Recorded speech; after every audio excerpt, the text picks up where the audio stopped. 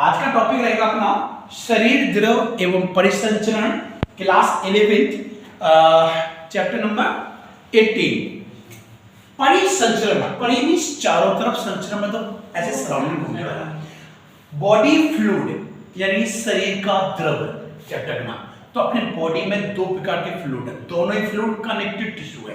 तो मैं लिखूंगा एक साथ फ्लूइड कनेक्टिव टिश्यू। जिसको नोट करना वो नोट कर सकता है, नहीं करना मैं लिख में जाके देख सकता है। फ्लूइड कनेक्टिव टिश्यू में दो चीज पढ़ेंगे आप, यहां पर पढ़ने वाले आप ब्लड, सेकेंड वर्ड लिम्फ। हमारे शरीर में दो प्रकार के फ्लूइड है, एक तो ब्लड है, दूसरा लिम्फ। दोनों ही कनेक्टिव टिश्यू है। कौन सा connective? Fluid connective tissue. Okay बेटा, ओके। तो मैं स्टार्ट करूंगा, पहला हेडिंग ब्लड। एनसीईआरटी कह रहा है कि बॉडी वेट, जितना आपका बॉडी वेट है उसका 8% इसमें मेल बोले तो नर, जैसे अतुल है, नहीं है क्या सोच रहे हैं? बॉडी वेट का 6.5% इन फीमेल। ध्यान रखना बेटा कि कितना आपके शरीर में ब्लड की मात्रा है। ओके ना, एनसीईआरटी बता रहा है कि कितना परसेंट है। ओके, अब ब्लड का मुख्य रूप से क्या क्या कंपोनेंट है? कंपोनेंट्स मतलब किन किन चीजों से मिलकर बना है? एनसीईआरटी लिख रहा प्लाज्मा। प्लाज्मा कितना परसेंट? 85%। दूसरा कंपोनेंट है इसका, दूसरा क्या है? Blood cells. एनसीईआरटी इसको लिखा फॉर्म एलिमेंट, ये सब लिखेगा बेटा बोर्ड। एनसीईआरटी ने ऐसे शब्द लिखे बेटा, यानी कि प्लाज्मा या ब्लड सेल या फॉर्म एलिमेंट्स, ये कितना परसेंट है बेटा? 45%। प्लाज्मा में क्या क्या चीजें हैं उनके नाम लिख देते हैं। तो मैंने बताया कि ब्लड में दो कंपोनेंट है, फर्स्ट वन है प्लाज्मा, सेकंड वन है ब्लड सेल्स। प्लाज्मा 55% है, इसमें क्या क्या चीजें हैं? तो बस बेसिक चीज याद रखना, प्लाज्मा में लगभग 92% पानी। अब 55% का 92 लगभग, ये मान ले ब्लड में 50% पानी होता है, आपके खून में 50% पानी मिला हुआ है। ब्लड बोले तो रुधिर, पता है ना? Okay, and 7% protein. अब कौन कौन सी प्रोटीन है, इनके नाम और इनके फंक्शन एनसीईआरटी ने दिए गए हैं। एक का नाम लिखा है, ये तो सबसे आखिरी हो गया, फाइब्रोनोजन, हेल्प इन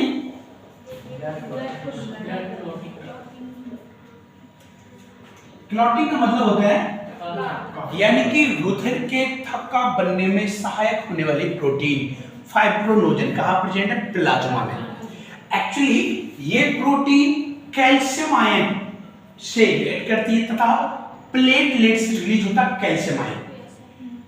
थ्रोम्बोसाइट्स, नाम याद है ना? थ्रोम्बोसाइट से थ्रोम्बिन। मैं उसकी पूरी मैकेनिज्म बताऊंगा आपको, बहुत बढ़िया समझाएगा। अभी से बेसिक चीज लिख दे रहा हूं। फाइब्रोनोजन के बाद ग्लोबिन लिख रहा हूं। हीमोग्लोबिन, नाम सुना ना? हीमोग्लोबिन, हीम मतलब एक पिगमेंट है, ग्लोबिन मतलब प्रोटीन है। ग्लोबिन एक प्रोटीन है जो किसमें मदद करता है? हाँ, रोगों से लड़ने की क्षमता। लोगों से नहीं, रोगों से। हाँ, प्रतिरक्षा, इंक्रीज इम्यूनिटी सिस्टम, ये कह सकता हूं मैं। प्रतिरक्षा तंत्र को मजबूत करता है, यानी कि डिसीज से लड़ने की क्षमता। और एल्बुमिन ऑस्मो रेगुलेशन। देखो मैं समझा रहा हूं, ऑस्मो का मतलब वाटर और रेगुलेटर, गैस में रेगुलेटर का चूल्हा, सीधा क्या तेज, स्लो, रेगुलेटर कम ज्यादा। पानी का बैलेंस शरीर में बैलेंस कौन करता है? वो है एल्बुमिन। याद रख पाएंगे ना? चलिए, ब्लड सेल्स में तीन चीज पढ़ेंगे, आरबीसी, डब्ल्यूबीसी, प्लेटलेट। एक चीज छूट गई, एक चीज अब बचा 1%, ये बचा ना। ध्यान देना, हम लोग पढ़े थे इससे पहले चैप्टर नंबर 17 और 16 दो पढ़े। उसमें हम लोग ये चीज पढ़ा है कि जो भी खाना खाते हैं, जो भी भोजन करेंगे, डाइजेशन वाले चैप्टर में स्मॉल इंटेस्टाइन में विलाई है, विलाई से फूड अब्जॉर्ब होता है, वो ब्लड में जाता है। तो ब्लड में कहाँ? प्लाज्मा में। हम ट्रांसपोर्ट वाला चैप्टर पढ़ा, 3% ऑक्सीजन प्लाज्मा में घुल के जाती है और 7% कार्बन डाइऑक्साइड, यानी कि आपके ब्लड में जो भी एंडोक्राइन से निकलेगा वो भी, एंडोक्राइन मतलब ग्लैंड से जो भी हार्मोन्स निकले वो भी इसमें जाते हैं। याद रहेगा ना। 1% में क्या क्या चीज पढ़ते हैं हम लोग? हम पढ़ेंगे ऑक्सीजन 3% घुल के जाती है, पढ़ा देना। CO2, इसके अलावा हार्मोन्स, ये सारी चीजें आपके ब्लड में है। बाइकार्बोनेट के फॉर्म में 70% CO2 ट्रांसपोर्ट, वो भी इसी प्लाज्मा में घुला होता है। आपने जो भी रोटी शोटी खाई वो भी, यानी कि हम लोग कहते हैं इसको न्यूट्रिएंट्स, क्या बोलते हैं? पोषक तत्व, ये सब प्लाज्मा में घुले होते हैं। बस में आ रहा, ऊपर जा रहा है। चलिए अब हम लोग एक एक करके इनके बारे में जानते हैं, आरबीसी, डब्ल्यूबीसी और प्लेटलेट्स। नंबर हो गया 50 से 55 लाख।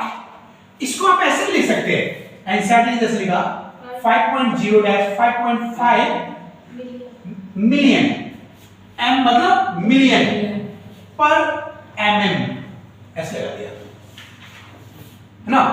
तो कलर हो गया red due to presence of haemoglobin. इसके अलावा इन पहले लिख रहा हूं लाइफ स्पैन, यानी जीवन। एनसीईआरटी 3 से 4 महीने, 3 महीने में कितने दिन हो गए? 90 दिन। 4 महीने में 120, तो दोनों के एवरेज फिक्स नहीं कि 120 दिन में मर जाना, 3 से 4 महीने, या एनसीईआरटी के हिसाब से लिख दूं 120 दिन। और मरने के बाद इनकी कब्र कहां है? स्प्लीन। स्प्लीन क्या होता है बेटा? एक प्रकार का lymph node. It is a LYMPH lymph node, lymph node, धारणा लसिका नोड, नोड को पता क्या होता है? गांठ होता है ऐसे ग्रंथ, अब जो भी मान लेते लिम्फ मान लेते, ठीक है।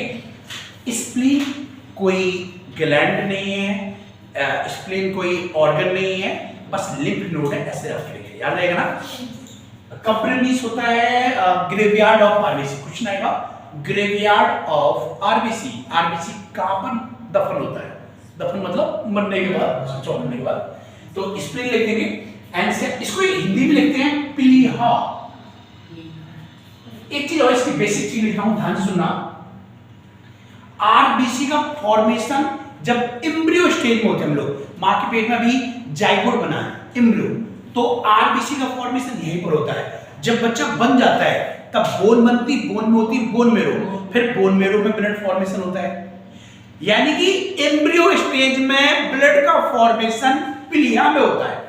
ध्यान है इतनी बात? मैं लिख दे रहा हूं, यहां पर आरबीसी मतलब ब्लड फॉर्मेशन होता है। फॉर्मेशन मतलब निर्माण, कब? इन एम्ब्रियो स्टेज।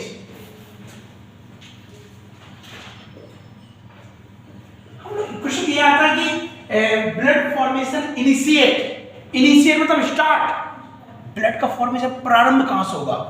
हम जानते हैं कि मज्जा, क्या होता है उसको? अस्थि मज्जा, लेकिन वो तो हड्डी तब बनेगी ना जब बच्चा पूरा बनेगा। अभी बच्चा तो जाइगोट है, एम्ब्रियो बना, अभी कहां से अस्थि बन गई? उस वक्त प्लीहा में आरबीसी का फॉर्मेशन होगा। याद रहेगा ये बात? एनसीईआरटी में शायद नहीं दिया, शायद में भी नहीं दिया, और एनसीईआरटी लिख रहा है इसके बारे में। एक से मैं देख लूं बुक को, हाँ हीमोग्लोबिन हो गया, बस और क्या दिया है याद है एनसीईआरटी ने। इसके बाद क्या दिया एनसीईआरटी ने इसके बारे में? आरबीसी के लिखा है हाँ न्यूक्लियस के बारे में लिखेंगे। ध्यान सुनो इस बात, मैं बहुत अच्छी बात बताऊंगा। अतिरिक्त कुछ परिपक्व आरबीसी में, ये तो पता है आपको, अतिरिक्त बताऊंगा। परिपक्व आरबीसी में न्यूक्लियस अब्सेंट होता है, अब्सेंट को अनुपस्थित भी कहते हैं। किसमें? मिच्योर में। परिपक्व मतलब मिच्योर, तो इमेच्योर में होता है। And immature RBC contain nucleus, यानी उसमें न्यूक्लियस होता है। चीजों को समझिए, चीजों को समझिए। अब मैं नई चीज बता रहा हूं। ये है आरबीसी, न्यूक्लियस बना दिया, मतलब अपरिपक्व है।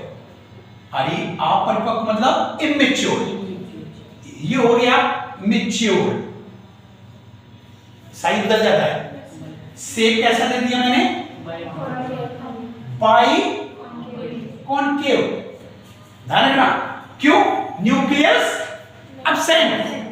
अब न्यूक्लियस अब्सेंट कैसे हो गया? ऐसे कैसे हो गया? विटामिन B12 मदद करता है। व्हाट इज द मदद? आरबीसी को मैच्योर आरबीसी बनाने में कौन मदद करेगा? Vitamin B12। और विटामिन B12 को अब्जॉर्ब करने में CIF, डाइजेशन वाला टॉपिक पढ़ा ना, HCl hydrochloric acid and certain intrinsic factor पढ़ेगा ना, वो मदद करते हैं विटामिन B12 के अब्जॉर्प्शन में। और विटामिन B12 इमेच्योर को मैच्योर बनाता है। यदि ना बनाया तो मैक्रो एनीमिया हो जाता है। क्या हो जाता है? माइक्रो नहीं, मैक्रो, बड़ा। अगर आरबीसी का साइज बड़ा हो गया तो इसको बोलते हैं मैक्रो। यदि आरबीसी का साइज टेढ़ा मेढ़ा हो गया उसे माइक्रो या सिकल सेल एनीमिया बोलते हैं। पढ़ा है ना? SCA पढ़ा है ना? चलिए, तो मेरी बात समझ आ गई ना? विटामिन B12 मदद करेगा अपरिपक्व को परिपक्व बनाने में। क्लियर? चलिए, अब WBC देख लेते हैं थोड़ा सा। मैं लिख रहा हूं WBC नंबर सेकंड वाला। श्वेत रुधिर कणिकाएं या व्हाइट ब्लड सेल्स, इनका नंबर होता है 6000 से mm3, यानी कि प्रति घन मिलीमीटर। यदि इनका नंबर बढ़ गया, यदि नंबर बढ़ जाता है, इंक्रीज, इसे बोलते हैं ल्यूकेमिया या ल्यूकोमा, या ब्लड कैंसर हिंदी में। ध्यान रखना, आरबीसी की संख्या बढ़ने से कोई नहीं है घाटा, ना घटने से। अगर WBC की संख्या बढ़ गई उसे बोलते हैं ब्लड कैंसर, ल्यूकेमिया, ल्यूकोमा या ब्लड कैंसर, तीनों एक ही नाम है। ओके ना? शेप कैसा है इसका? Round shape. न्यूक्लियस प्रेजेंट है, हीमोग्लोबिन तभी तो कलरलेस है, एब्सेंट है, so colourless, it is colourless. This is colour, this is colourless, इसमें कोई रंग नहीं होता। इतनी चीज याद हो जाएगी बेटा। अब इसमें एक इंपॉर्टेंट चीज है, इंपॉर्टेंट पॉइंट लिख रहा हूं कि WBC में प्रोटीन प्रेजेंट हो सकता है, जिस आधार पर WBC को दो भागों में बांटा।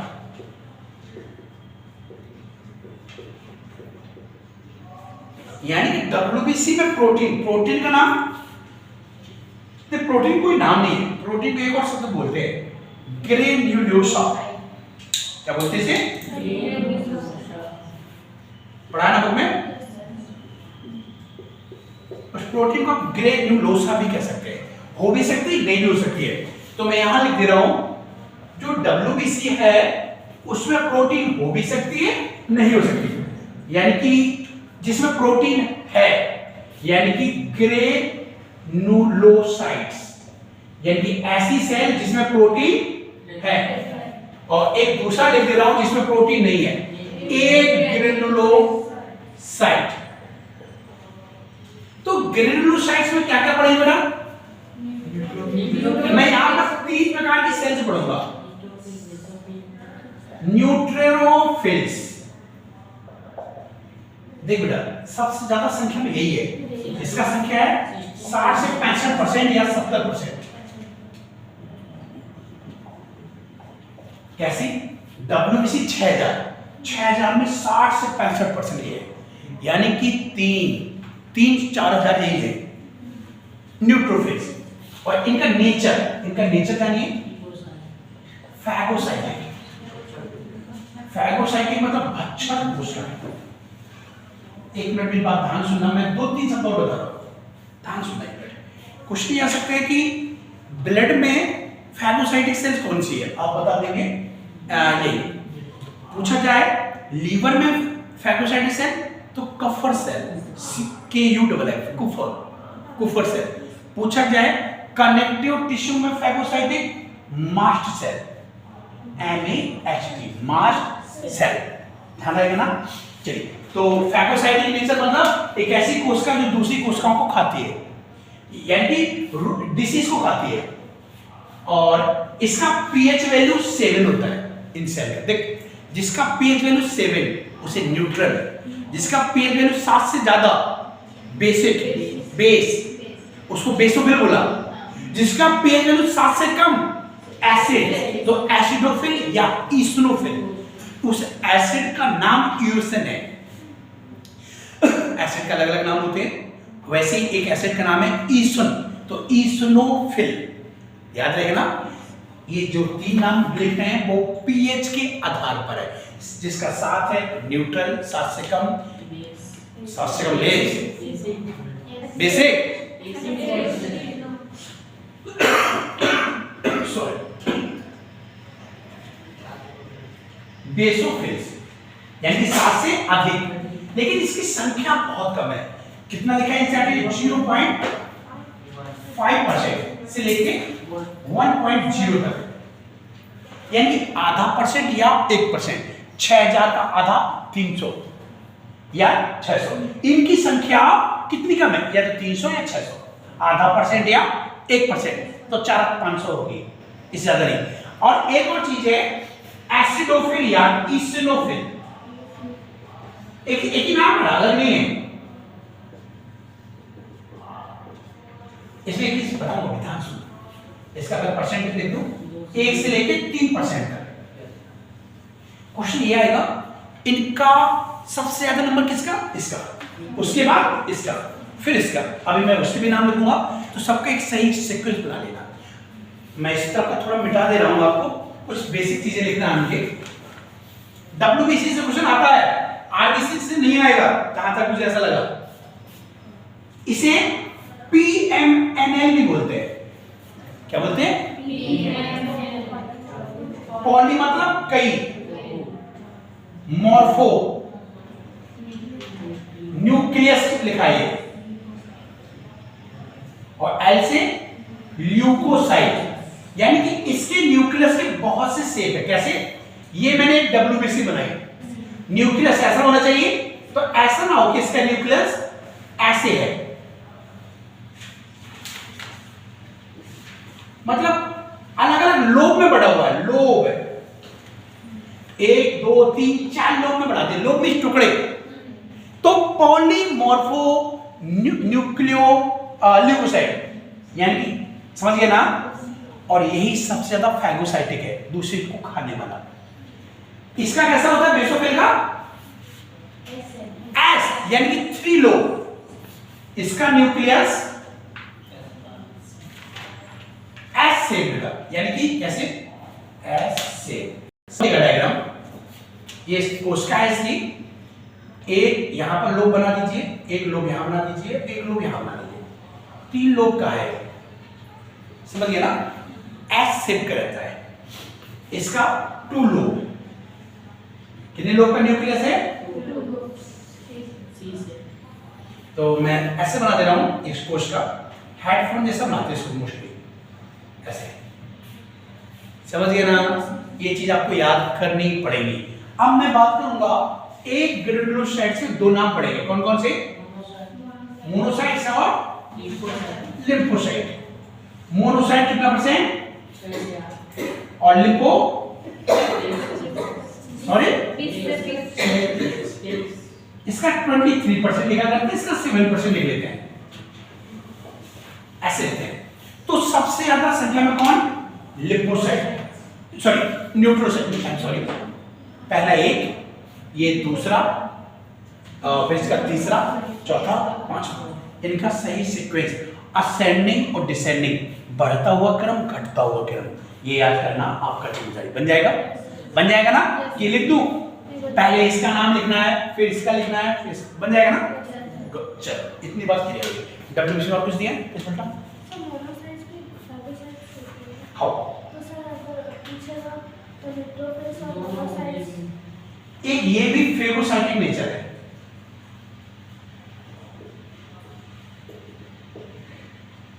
क्वेश्चन आएगा नहीं कि कौन सी फेगोसाइटिक सेल्स है, दोनों में ठीक आएगा, ऐसा नहीं आएगा कि कंफ्यूज करें आपको ना। मोस्टली सबसे ज्यादा ये है। अब मैं इसलिए एक शब्द बताने वाला था एस्ट्रोफिल के लिए, ध्यान से सुनना। ये एक केमिकल सिक्रेट करते हैं, हिस्टामाइन। क्या निकालती है?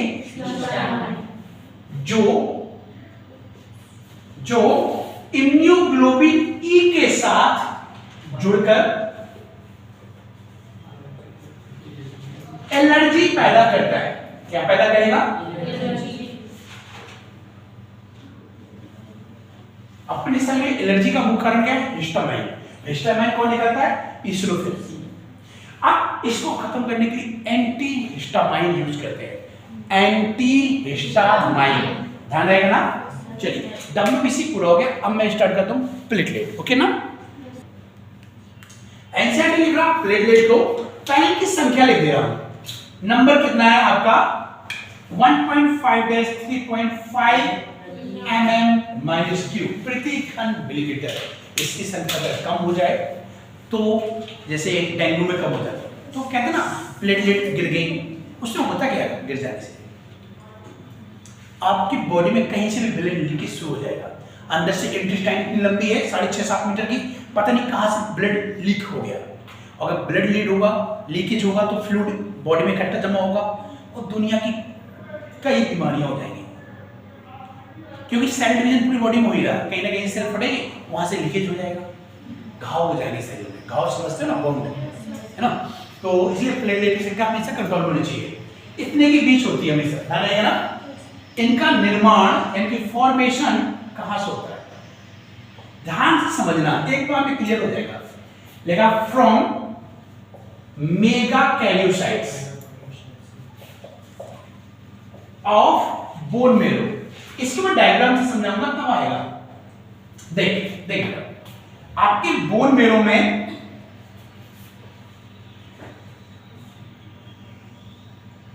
एक मैंने ऐसी बोन बना रखी है, ठीक है। ये भरा है इसमें अस्थि मज्जा, यहां से बनेगा आरबीसी और यहां से डब्ल्यूबीसी। आरबीसी यहां पर होता है रेड बोन मेरो, यहां भी है रेड बोन मेरो और यहां पर येलो बोन मेरो, यानी कि येलो बोन मेरो से डब्ल्यूबीसी। येलो मतलब श्वेताणु है इसका, पीला नहीं, श्वेताणु। नाम येलो है लेकिन उसका हिंदी में नाम श्वेताणु। ओके ना? येलो बोन मेरो से डब्ल्यूबीसी और रेड बोन मेरो से आरबीसी। इसी में एक और सेल्स होती है जिनका नाम मेगाकैरियोसाइट्स, मतलब स्टेम सेल। देखिएगा डायग्राम से, मैंने एक सेल ये बना दी, ऐसे कोशिका बना दी, ये इसका न्यूक्लियस है, बहुत बड़ा न्यूक्लियस है। तो इस कोशिका का नाम, जो ये सेल बनी है, ये एक सेल बनाई है, सेल का नाम है स्टेम सेल। इसमें न्यूक्लियस बड़ा है तो इसका नाम ही हो गया मेगा सेल, मेगा न्यूक्लियस वाली सेल, बड़ी सेल न्यूक्लियस वाली कोशिका। तो मेगा कैरियोसाइट, मेगा मींस बड़ा, न्यूक्लियस सेल से बनता है। ओके ना? अब ये कुछ बड़ा होगा तो यहां से टूट जाएगा, यहां से टूटेगा और ऐसे ऐसे ये गिरेगी, तो ये बन रही है प्लेटलेट्स। क्या बन रही है? प्लेटलेट्स। इस और यहां पर जो भरा होता है वही चीज इसके अंदर भरा होता है, जिसे थ्रोम्बिन बोलते हैं। याद रहेगा ना। तो यहां से टूट टूट के निकलती है, यानी कि मेगा कैरियोसाइट से ही प्लेटलेट का निर्माण होता है। याद रहेगा इतनी बात, इनकी संख्या, यानी कि अब इसमें जो न्यूक्लियस है, नो न्यूक्लियस, यानी कि प्लेटलेट में न्यूक्लियस नहीं होता है, ध्यान रहेगा ना। लेकिन निर्माण जिससे होगा उस कोशिका में न्यूक्लियस था, मेगा बड़ा वाला, याद रहेगा। बस इसमें इतना ही। अब आगे देखते हैं थोड़ा सा, ओके ना। बनाऊंगा, आप समझेंगे कि ब्लड ग्रुप कैसे रखे गए। ये आरबीसी है, ये क्या है बेटा, आरबीसी। ऐसे नहीं, ऐसे नहीं, वेट वेट वेट, ऐसे होता है आरबीसी, पाई करके हो। यहां पर एक प्रकार की प्रोटीन प्रेजेंट है, कहां पे, सरफेस ऑफ आरबीसी। तो यानी कि आरबीसी की सतह पर प्रोटीन प्रेजेंट होता है, उसी के आधार पर ब्लड के नाम रखे गए, उसी के आधार पर ब्लड ग्रुपिंग की गई कि ये AB है, ये कौन सा है, समझ गए ना। कैसे, जो सबसे पहले खोजा गया उसका नाम A रख दिया, और कोई मतलब नहीं है, ये प्रोटीन है, ये क्या है, और प्रोटीन का नाम है एंटीजन प्रोटीन। कौन सी प्रोटीन, एंटीजन प्रोटीन। अब जो सबसे पहले खोजा गया उसका नाम रख दिया A, तो A, इसमें ये वाली है तो इसका नाम हो गया B, और एक और आरबीसी बना दी मैंने, इसमें दोनों ही थी तो इसका नाम AB। एक और आरबीसी बना दिया, इसमें कोई नहीं तो 0, एक 0 था, ओ नहीं 0, फिर 0 को पढ़ते पढ़ते नॉट हो गया, वो O हो गया, इसको बोलते थे नॉट, 0 मतलब नहीं, फिर वो O बन गया बाद में, अपने आप पढ़ते पढ़ते। कोई चीज है नाम बदलते चला जाता है, इसका अर्थ का अनर्थ हो गया। तो आरबीसी में से पहली प्रोटीन, इसमें दो, इसमें दोनों, ओके क्लियर ना, इसमें आ गया ना। अब मान लीजिए मैंने ब्लड ग्रुपिंग की बात की, ए ब्लड ग्रुप में जो एक में ए एंटीजन, इसमें B antigen, A B O, मतलब कोई नहीं। अब एंटीबॉडी के लिए बनाए चार्ट, देखना बुक में, ए किसका ब्लड ग्रुप ले सकता है, ए का ले लेगा, और खिलाफ किसके, बी के। अब ये नहीं होता कौन कैपिटल लिखना कौन स्मॉल, अब कैसे भी लिख सकते हैं, एक जैसे नाम लग रहा है इसलिए इसको स्मॉल लिख देंगे। बी का अपोजिट ए, इसमें दोनों ही है, किसी का अपोजिट नहीं, ये दोनों का, उल्टा नहीं हो गया, याद हो जाएगा ना, इसको याद कर सकते हैं। क्वेश्चन आता है यूनिवर्सल डोनर कौन सा है, बड़ी ध्यान से, मैं यहां पर लिख रहा हूं, पहले लिखने देते। यूनिवर्सल डोनर ब्लड ग्रुप कौन सा है बेटा, मैं ऑप्शन दे रहा हूं, O positive, O negative, A या AB, ये O नेगेटिव, O नहीं बोलते कभी, O नेगेटिव बोलते हैं।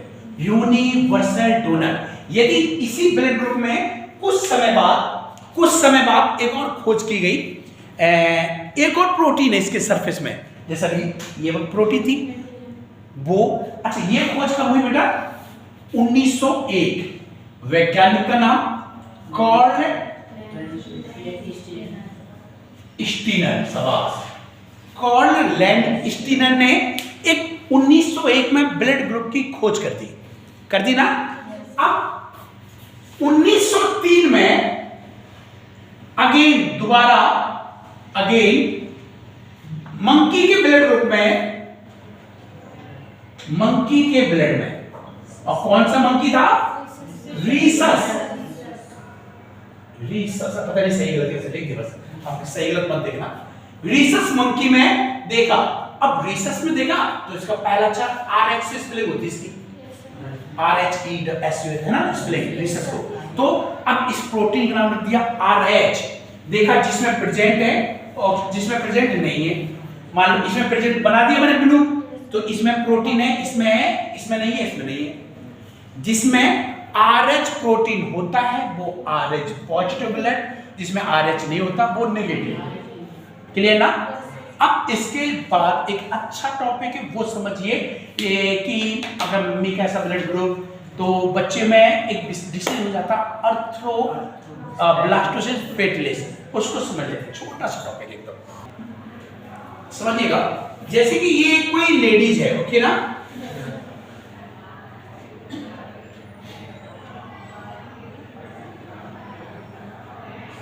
एक प्रेग्नेंट लेडी है, इस लेडीज का ब्लड ग्रुप नेगेटिव था, कोई भी negative, A negative, B negative, A B negative, O negative, कोई भी, और जो इनके हस्बैंड थे, ठीक है, उनका था कोई ब्लड ग्रुप पॉजिटिव। अगर पापा का हस्बैंड है, सॉरी पॉजिटिव है, जो बच्चा पेट में पल रहा है उसका भी मान लो पॉजिटिव ही है, ऐसा 80% चांस होता है कि पिता का ही आएगा बच्चे में। 80%, 80% पॉजिटिव है, मां का नेगेटिव। ध्यान सुनना, अब मां ने बच्चे को जन्म दिया, मां ने बच्चे को जन्म दिया, बच्चा प्लेसेंटा को तोड़ के बाहर जा रहा है। ऑपरेशन से नॉर्मल डिलीवरी है, एक प्लेसेंटा जुड़ी होती है ना, वो खिंचाव पड़ेगी, टूटेगी, टूटते ही ब्लड निकलेगा थोड़ा सा बच्चे का ब्लड निकलेगा, किसके शरीर में जाएगा? मां के शरीर में। मां के लिए वो विपरीत ब्लड ग्रुप हो गया, क्योंकि वो नेगेटिव में थी और वो पॉजिटिव में, अब विपरीत जाएगा तो मां के शरीर, मान लो कोई भी विपरीत एंटीजन गया, अब मां ने उसके लिए बना ली थी तुरंत एंटीबॉडी, थोड़ा मां को इंजेक्शन देता है, बीमारी होती है, फिर उसके बाद बना लिया एंटीबॉडी। एंटीबॉडी मतलब ग्लूकोज को लेने की क्षमता, जैसे एक बार किसी का इन्फेक्शन हो जाए एंटीबॉडी बनती है, बना ली। अब हस्बैंड वही है, दूसरा शादी नहीं हुआ अभी, वही है, इंडिया है, दूसरा बच्चा आ रहा है पेट में, फिर प्रेगनेंसी है, फिर जन्म हो रहा है। अब दूसरे बच्चे में अगर ये प्लेसेंटा तोड़ के बाहर निकले, वो तो निकल नहीं गया, जब जन्म होगा तो बच्चे का खून मां के खून से मिलेगा, उस वक्त मां के शरीर में बन चुका एंटीबॉडी बच्चे की आरबीसी को नष्ट कर देता है, पूरा नहीं, बहुत सी आरबीसी को। मां का खून बच्चे के खून को नष्ट करता है। मां का ब्लड ग्रुप माइनस है, बच्चे का पॉजिटिव, पहले बच्चे में नहीं, दूसरे बच्चे में इसका आरबीसी नष्ट होगा। आरबीसी मतलब अर्थ्रोसाइट बोलते ना, नष्ट मतलब फट जाएगी, तो ब्लास्ट, अर्थ्रोब्लास्ट, और बच्चे को बोलते हैं फेटल, तो फेटलिस, इस बीमारी का नाम है अर्थ्रोब्लास्टोसिस फेटलिस। एंसेट दिया देखना, ये कब होता है? दूसरी बच्चे के जन्म के बाद। क्वेश्चन आता है कि प्रेगनेंसी में क्यों नहीं होता? आप पता है कि मां का ब्लड बच्चे का प्लेसेंटा के द्वारा अलग अलग बना रहता है, वो कभी मिक्स नहीं होता है। याद रहेगा मेरी बात? बस इसमें इतना ही।